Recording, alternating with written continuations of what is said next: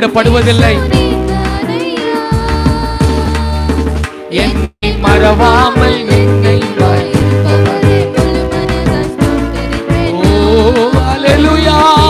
என்னை மறவாமல்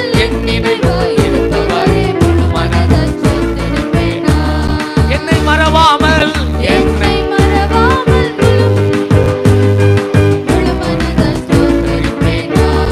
ஸ்தோத்தரிப்பேன் நான். ஆமென். ஸ்தோத்தரிப்பேன் நான், முழு மனதாய் ஸ்தோத்தரிப்பேன் நான்.